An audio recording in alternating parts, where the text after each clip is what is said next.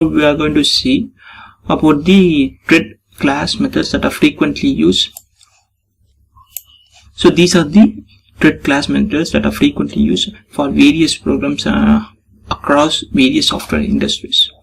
So first and foremost thing is run, and then start, and then get priority and set priority, and get name, set name, current thread, get ID, get state, and is alive. We will discuss about those threads in those methods in detail in this using this example.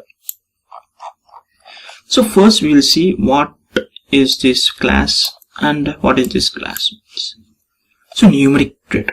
So this we have created a class called numeric thread that extends the thread class.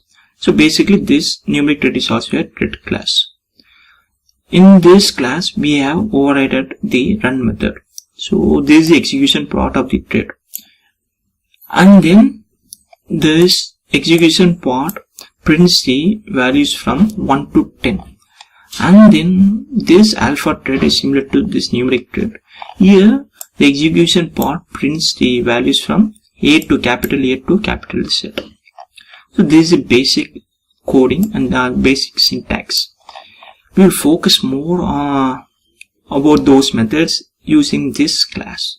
This is thread class methods. In this method, in this class, we have created two thread instances. So one is for numeric thread class and another is for alpha thread class. So during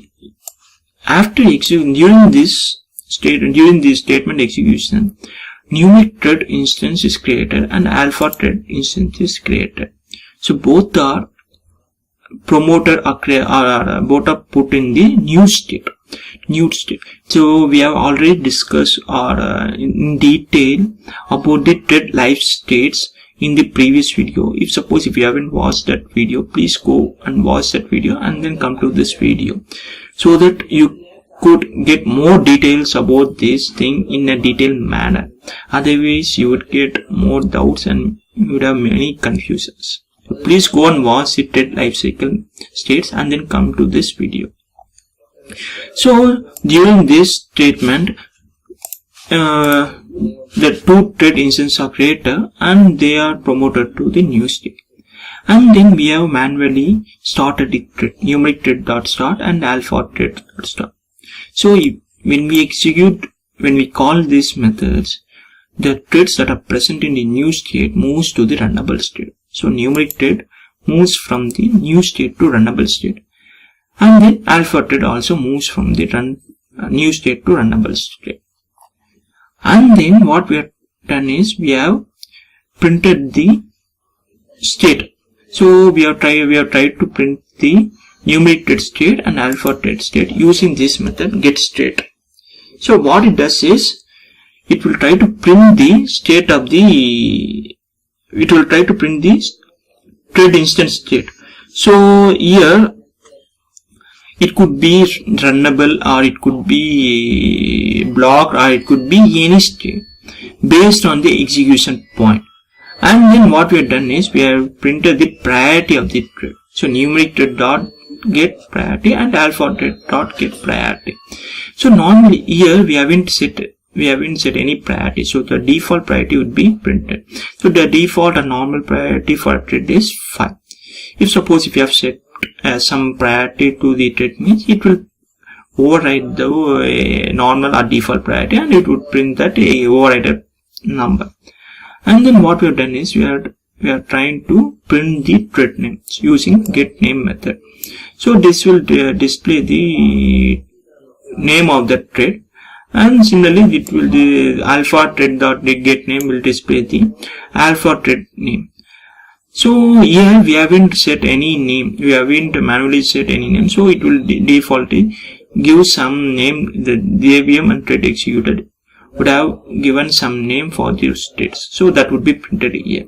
So basically the thread name would be thread-0 for this and thread-1 for this. Thread-1. And then we have manually set the thread names numeric thread and alpha thread for numeric thread instance and alpha thread instance. This statement would execute those numeric thread and alpha thread. And then we are trying to display the current thread name. So thread dot current thread dot get name. Actually, when we have created these two, when we have during the execution of these two statements, 3 threads would have been created. The first one would be main thread. It would be automatically created by the JVM and the thread executor. The life cycle of that main thread would be from this brace to this closing brace. And then we have manually created 2 threads, numeric thread and alpha threads. So at this statement, there would be 3 threads, main thread, numeric thread and alpha thread. At this moment, there would be only one thread would be executed. So basically, if you have a single core and single threader, means only one thread could be executed at a particular time. So here we are trying to display the name of the thread that is present, that is executed at the time. So thread dot current thread dot get name. And then we are trying to print the ID of the threads, numeric thread dot get ID and alpha thread dot get ID. It will return the IDs of the following instances, numeric thread and alpha thread. And then we have written the state of the threads. So basically here the state would be runnable or something. Here the state would be terminator like that. It depends on various factors. If suppose the thread completes its execution part, means here we would see the terminator. If suppose the thread is at the running statement, means we would see the running state. And then we are trying to check whether numeric thread is alive. If it's alive, means it would print numeric thread is alive. If it's not alive, means it would print numeric thread is not alive. Similarly for alpha thread. So first we will try to run this program and we will compare the output with the code. So here 1 to 10. If you have observed closely, you would see the output differently for every execution. Here 1 to 10 is printed, and then A to O, and then some statements are got printed, and then some P to set. If you run the same code for another time, you would see some other output, 1 to 10, A to V, and some statement, and then some other statement. The reason behind that is the thread execution part is not in our control. The thread execution part is in control. The thread execution part is controlled by JVM and thread executor or thread scheduler. So basically 3 threads are present: main thread, numeric thread and alpha thread. So those 3 threads try to execute simultaneously. Some thread would be present at the runnable state, and some thread would be present at the blocked state, and some thread would be present at the running state. So that's the reason why that execution lines are different for each execution. We will try to compare that output with the code. So here 1 to 10 got printed. So basically after execution of the statement, that numeric thread complete execution was completed, and then it got printed this numeric thread dot state. Here we are trying to print the numeric thread state, numeric thread dot get state. So it would print the state of that numeric thread. So that state is terminated. For alpha thread, the state is runnable. And then we have printed the priority of the threads. So numeric thread dot get priority and alpha thread dot get priority. So basically we haven't assigned any priority manually. So the default priority would be printed 5 and 5. And then we are trying to display the thread names, numeric thread dot get name and alpha thread dot get name. So here the default name would be printed, thread-0 and thread-1. These names were assigned by JVM and thread executors. So if we need to override this name, means we can do that using this statement dot set name. So here we are trying to override that name by numeric thread, and similarly for alpha thread we are trying to override the thread name alpha thread. So here we are trying to print the names, so numeric thread and alpha thread.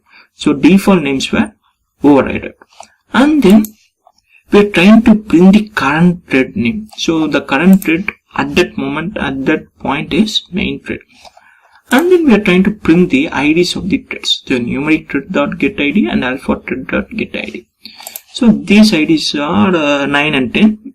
These IDs are also assigned by the JVM and thread executor or thread scheduler. and then we are trying to print the thread states of the threads once again. So numeric thread dot get state and alpha thread dot get state. So numeric thread state is already 10 meter at this point, so here the state would be 10 meter, whereas alpha thread is still at runnable state. And then we are trying to check whether numeric thread is alive or not.